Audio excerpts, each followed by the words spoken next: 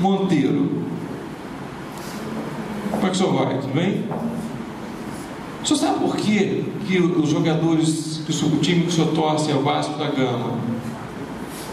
Eu tenho que falar. Pois é. Coisa boa isso, né? O senhor sabe por quê que os jogadores ficam concentrados antes dos jogos? Para evitar lesões? Sim, para evitar lesões. De que maneira? Por quê? Isso seriam lesões de que maneira? Vamos utilizar o exemplo do Ronaldinho Gaúcho? Noite. A grande preocupação é: eles ficam concentrados em hotel, com fisioterapeutas, alongando musculação para evitar lesões. Porque o clube, antes da Lei Pelé, era dono do passe deles. Então o clube não queria perder um patrimônio. Hoje o clube quer ter resultado. O clube hoje quer ter o atleta, que são vocês. Vocês são os atletas. Só que vocês não têm fisioterapeutas à disposição antes de começar uma atividade. Vocês não têm alongamento, por mais que se faça ou se fale de posturas laborais. Vocês não têm isso a nível profissional. Então, ninguém está preparado para a carga de trabalho. Os atletas, sim. Vocês são atletas, gente. Eu quero que vocês entendam isso. Porque vocês são atletas sem estarem preparados para tal. Por isso as contínuas e crescentes lesões que só aumentam. O exemplo do clube é exatamente isso. O atleta, ele está concentrado para evitar uma atividade secundária que ele possa vir a fazer extracampo. É exatamente isso que o perito se preocupa, para saber se o que ele tem foi provocado no local do trabalho dele, ou foi provocado fora do trabalho, ou aumentado fora do trabalho. Nexo, causa, incapacidade. Tríade. Acreditem se quiser, e acreditem em mim. Muitos pacientes na recepção da clínica tiram uma bolinha do bolso e começam a apertá-la 1000 vezes, 1500 vezes, 1700 vezes. Isso faz com que a sinóvia fique espessa. Isso faz com que o tendão dos flexores, flexor, aqui está o nervo mediano, o tendão dos flexores, fiquem espessos, não inflamados, espessos.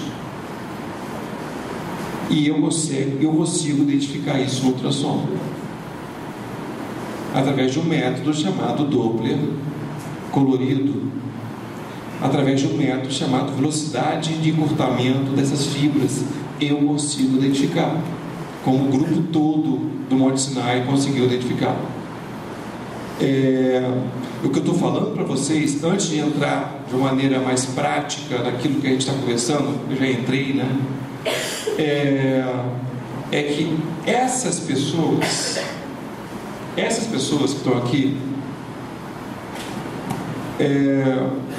colocam o nome de vocês numa situação às vezes complicada, em que vocês, com algia, que significa dor, às vezes são colocados como...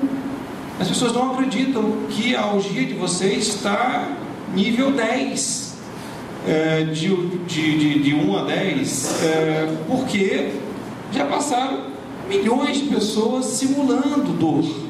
E dor é uma coisa de difícil mensuração.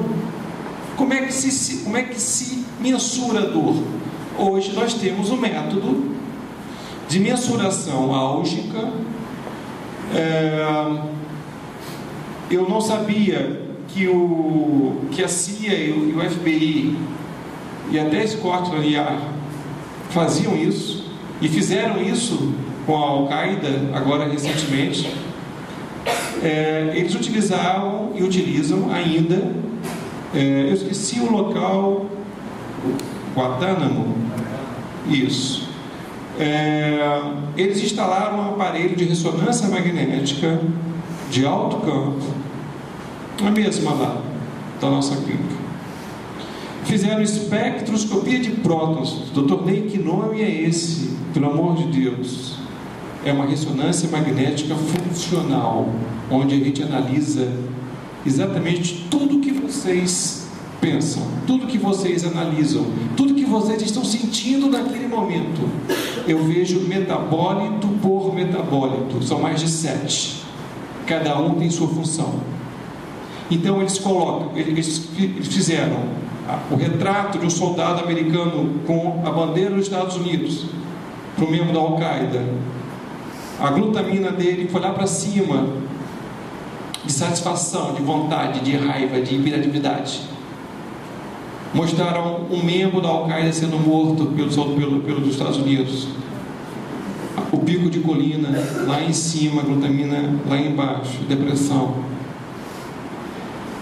O que eu estou querendo dizer para vocês é que o paciente pode ter uma hérnia de disco incapacitante, segundo o paciente, mas com espectro normal, isso não é incapacitante. O que eu estou querendo dizer para vocês é que é fundamental uma análise macro para que seja inequívoco qualquer tipo de contestação. Vocês são vítimas, eu não tenho dúvida disso, porque eu convivo no dia a dia, eu sei como funciona o sistema. Mas o que acontece, o que eu acho é que existe, e eu vou falar sobre isso aqui, existe, e não é só aqui no Brasil não, é no mundo inteiro, existia um desconhecimento científico brutal que permitia que vocês fossem, ou não fossem muito bem entendidos, ou fossem mal interpretados. Próximo, por favor. Isso aqui é mais ou menos o que eu acabei de falar para vocês. Vocês sabiam a diferença entre Ler e Dort? Hoje, antes de entrarem aqui, sabiam a diferença entre Ler e Dort? Ou para vocês, Ler já estava conectado, que era efetivamente a mesma coisa? Não, eu tenho Ler. Se eu tenho Ler, não, Ler você pode ter varrendo a sua casa, de movimentos repetitivos. Dort está relacionado ao trabalho, doença osteomuscular relacionada ao trabalho. A Dort é provocada por uma Ler no trabalho. Ok? Para isso é fundamental que a gente tenha o nexo e a causa. O que causou aquela lesão? E aí eu entro numa coisa que é fundamental, que as grandes empresas não pararam ainda para analisar. Em algum exame admissional é pedido estudo das articulações?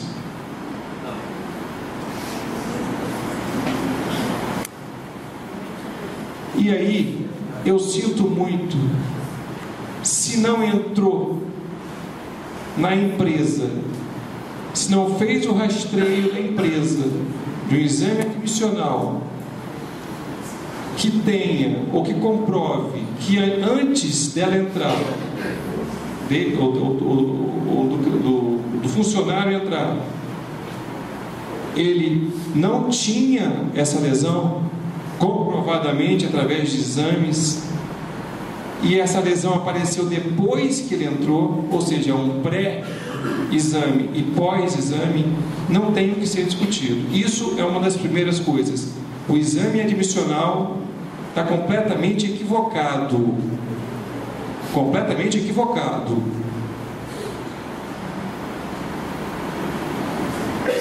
Próximo, por favor.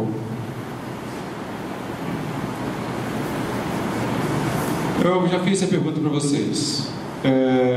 Uma pessoa que passa muito tempo brincando de videogame e joystick, Lera e não Dot, ok? Por que meu filho não sente dor, gente? E não tem uma lesão incapacitante e que não atrapalha ele a fazer a prova de redação? Por quê?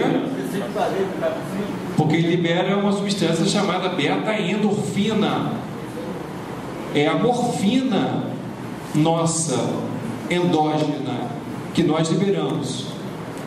Essa morfina é o mais potente analgésico que nós temos. É por isso que o paciente feliz, o paciente estruturado, é um paciente que tem uma capacidade de conviver melhor com as pessoas, porque ele tem o centro da gravidade da vida dele gira em torno da felicidade, da paz. O ambiente de trabalho dele é fundamental para que isso aconteça. Próximo. Caso 2, imaginemos um engenheiro. Um engenheiro vai como hobby jogar tênis. Alguém de vocês aqui joga tênis? Alguém está com vergonha de dizer? Que eu vou te chamar para jogar comigo. Oi? O senhor aí na frente, fizeram uma apontada para o senhor que o senhor joga tênis. Exatamente. Exatamente. Nós vamos conversar depois da aula, tá? Bom, aí o que acontece é o seguinte: se a gente fizer, qual o nome? André, se fizer um backhand errado, com a postura incorreta, eu não vou pedir para você vir na frente fazer, não. Fica tranquilo. Mas se fizer errado, qual a consequência, André, que isso pode ocasionar? Você que está no mundo do tênis, quase foi chamado para as Olimpíadas, qual a consequência que isso poderia ocasionar? Oi? Não, sim, sem sombra de dúvida. A perda do ponto realmente é uma possibilidade importante. Mas existe uma coisa chamada tênis elbow, que é a epicondilite do tenista, quando você utiliza a pronação diferente para desferir o golpe. Então você faz uma epicondilite. Você imagina se essa epicondilite incapacita esse paciente de trabalhar no dia seguinte, na semana seguinte, tudo mais. Isso é um Lera ou um Dot? Lera.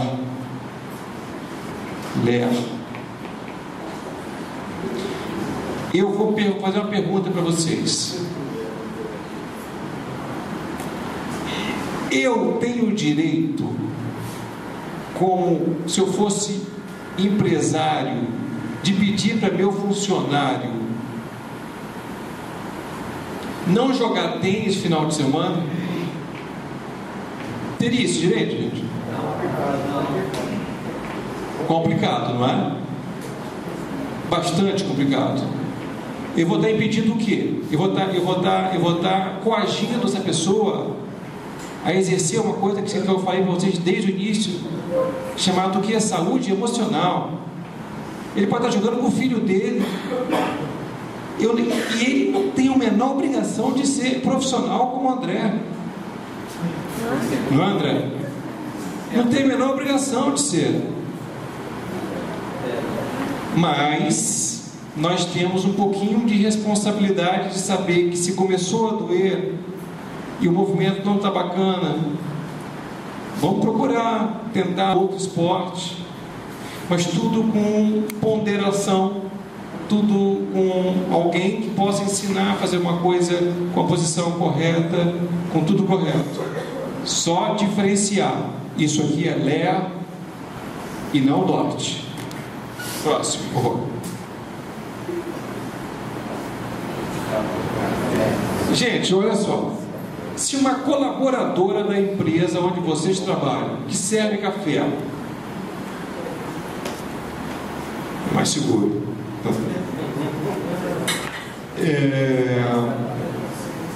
Porque pode ser um Andorte aqui, né? Não. Se ela serve café, e eu quero que vocês se atentem para o movimento do servir café, ok? Bandeja, servindo café. Qual é a lesão que vocês esperariam que ela tivesse em repetição? Qual é o ler que ela poderia ocasionar? Ela poderia aparecer com uma dor no ombro, uma copeira, poderia aparecer com uma dor no ombro, se ela serve café. Difícil, não é? Difícil. Agora, se ela não ganha o suficiente para sustentar a família, ou se ela chega em casa e tudo depende dela, porque ela não tem dinheiro para contratar uma secretária, e ela tem que chegar em casa e tem que estender, ela não parece o perfil de uma copeira, né? Mas enfim, ela tem que estender a roupa levando o braço, ela está forçando o manguito rotador, o tendão subespinhoso aqui. Quando ela chega em casa, ela tem que fazer isso. Muitas de vocês, mulheres, quando chegam em casa, vocês têm que fazer atividades brutais, fora o serviço de trabalho. Estou errado ou estou certo? Enquanto o maridão está vendo o jogo. Não é isso? Então, assim, eu acho, isso aqui é muito importante, porque isso aqui é o Ler ao Dorte, que está acontecendo aqui agora. Ler. Se ela me aparecer, agora eu vou dar outro exemplo, a mesma mulher, se ela tem que pegar os copos, ou a cafeteira, enfim, no trabalho dela, para fazer o café, e tiver que fazer esse serviço aqui para pegar o café ou a cafeteira ou várias vezes por dia, isso aqui vai ser Ler ou Dorte? Perfeito. Próximo, por favor.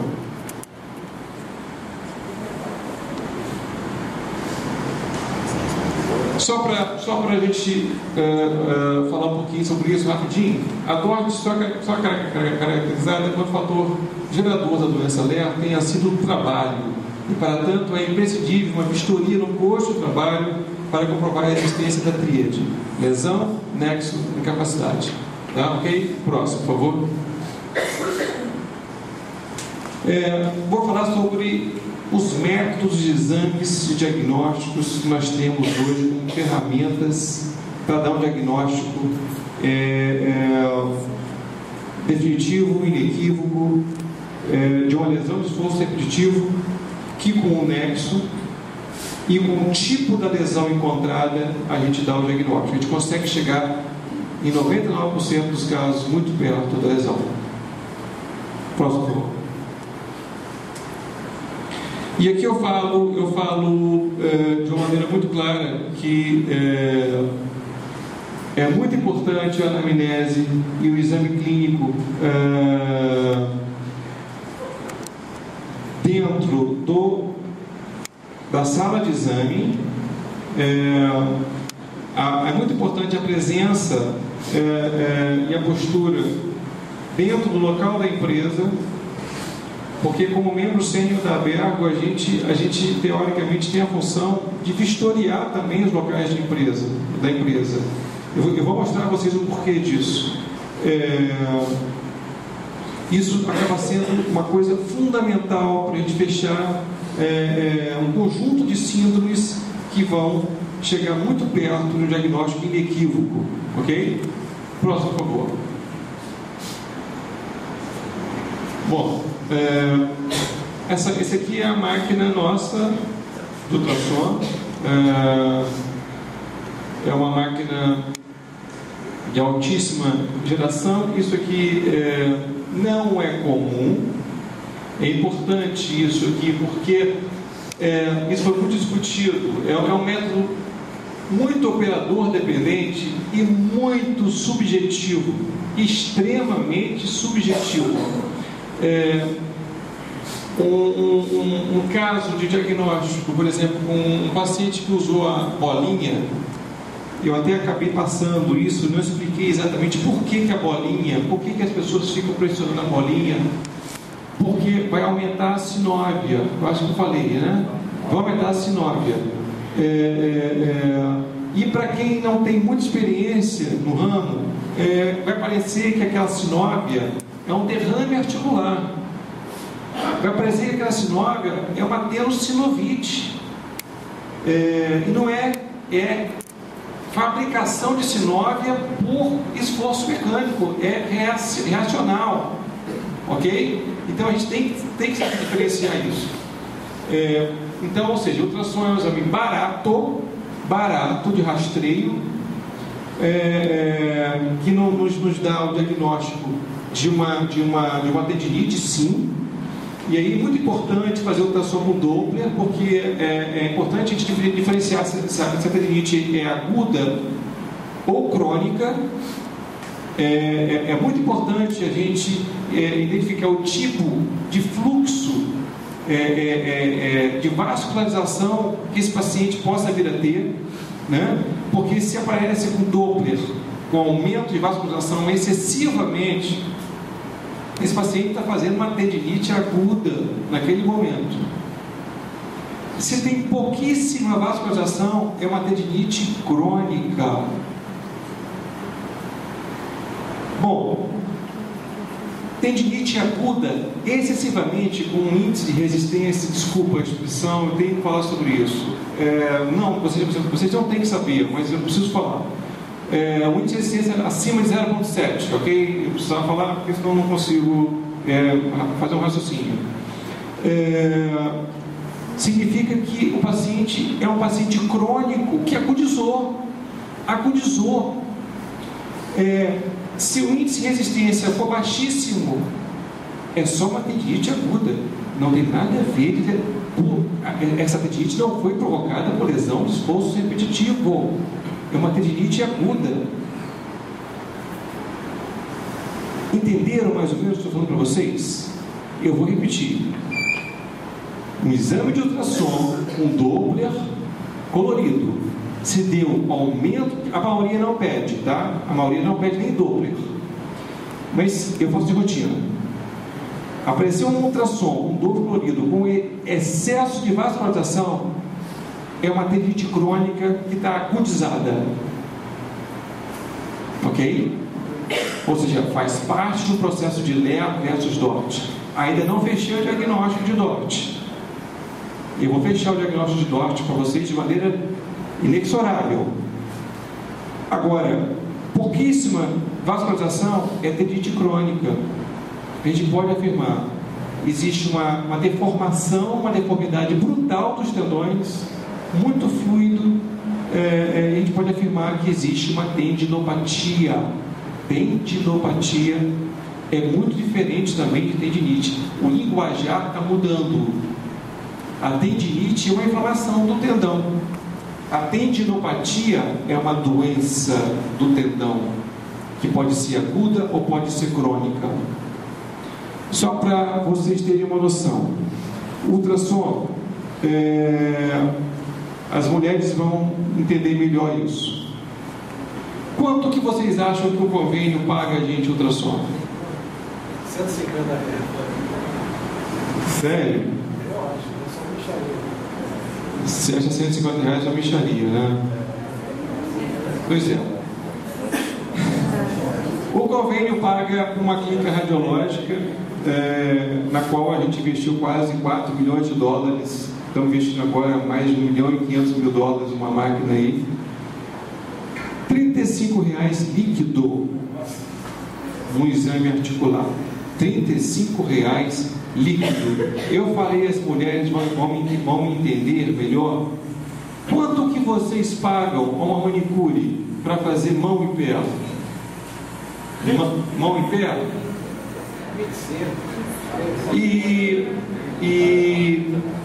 Esfoliação. Oi? Já estamos chegando perto do preço do exame que eu faço. Não é isso? Então, olha só. Nada contra manicures, tá? Nada. O que eu estou querendo dizer para vocês é o seguinte: os convênios fazem coação para os médicos pedirem ultrassom, porque é o exame que eles riem e a gente faz. Tem alguns colegas que fingem até que faz, porque os planos fingem que pagam, né? Mas quando começar a acontecer isso comigo, eu vou pegar um barco de pescar e eu vou pescar.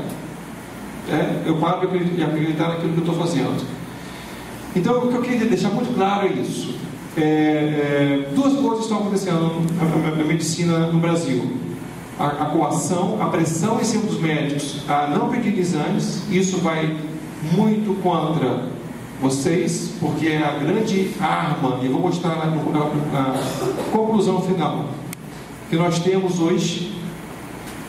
Segundo, nós temos um exemplo aqui, esqueci se chama Bruno. Bruno fez alguns exames na clínica e você me corrija se eu estiver errado. O convênio ligou ou não ligou para você? Perguntando se você fez os exames. Porque eles têm um controle, eles não podem. O plano de saúde foi feito para ter lucro. O plano de saúde foi feito para ter uma empresa, onde, se é utilizada a favor de vocês recebem carta no final do mês. Vocês não, mas tem alguns convênios que fazem isso. E por incrível que pareça, minha tia chegou um dia lá em casa irradiante. Tamanha a carência do ser humano. Recebeu uma carta premiando a minha tia por não ter utilizado o plano de saúde durante 3 anos. E a minha tia chegou em casa com uma alegria que eu nunca tinha visto na minha vida. Eu peguei ela na mesma hora, botei no carro, levei para a clínica e fiz exame dela na cabeça dos pés.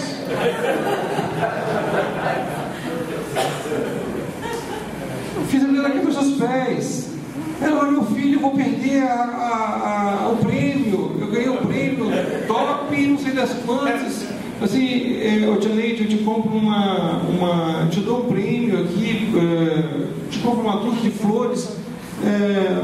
Não, mas o papel estava timbrado, eu ia mostrar para os meus amigos tudo. Eu quero que vocês entendam como que se manipula o ser humano, em todos os sentidos. Próximo, por favor. Doutor, um tempo atrás o INSS não aceitava a ultrassonografia, só ressonância magnética. É verídico? Entendi? É verídico? Tem cabimento de fazer isso? Aceitar só a ressonância e não a ultrassonografia? Não tem cabimento. A partir da aula de hoje, seu nome é? Geraldo. Você vai ver que se isso realmente era feito, eles tinham razão. Só que o problema não é a ressonância. O problema é a correlação dos dados para chegar a um diagnóstico definitivo.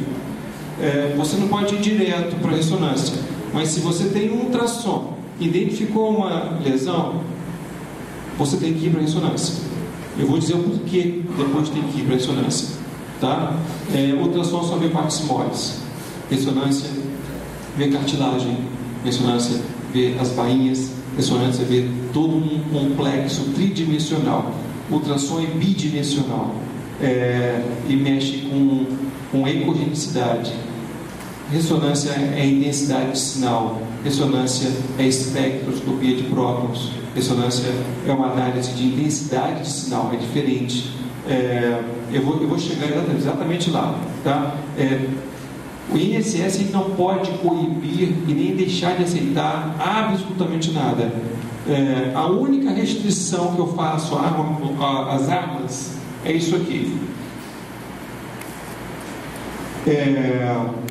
A eletroneuro que estou na frente de vocês. A eletroneuromiografia avalia a condução nervosa, como vai a condução nervosa até a estrutura principal a qual está sendo investigada. Normalmente se utiliza eletroneuro em pesquisas de hérnias discais, de dores lombares, que não tem validade alguma. 90% está completamente equivocado, né? Ou síndrome do túnel do carpo. Alguém já ouviu falar em síndrome do túnel do carpo? Já ouviram? Síndrome do túnel do carpo, eu vou mostrar para vocês, é quando o nervo mediano, que eu vou mostrar para vocês, está completamente esmagado pelos tendões que estão inflamados. Então ele fica exatamente assim. Então você perde a sensibilidade, você perde a força motora do membro por um processo de tumefação inflamatória que pode ser crônica ou aguda, mas você tem assim no túnel do carpo.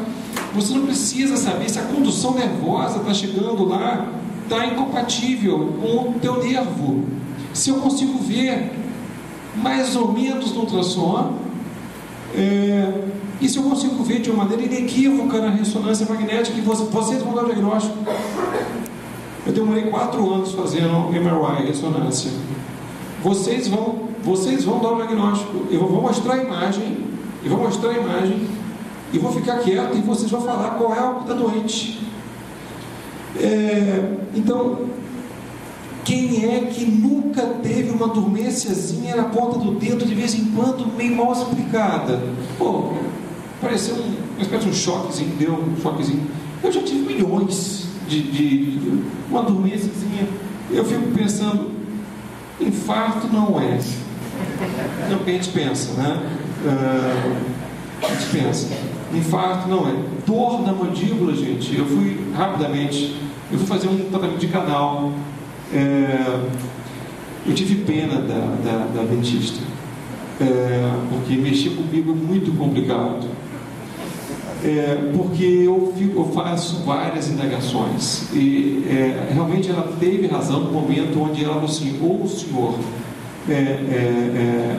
para e deixa eu fazer o meu trabalho, ou o senhor vai procurar outro. Eu falo exatamente assim para mim. Eu tive que me calar naquele momento, porque eu estava cheio de coisa na boca, e mesmo assim, pode tirar uma pergunta em relação ao procedimento?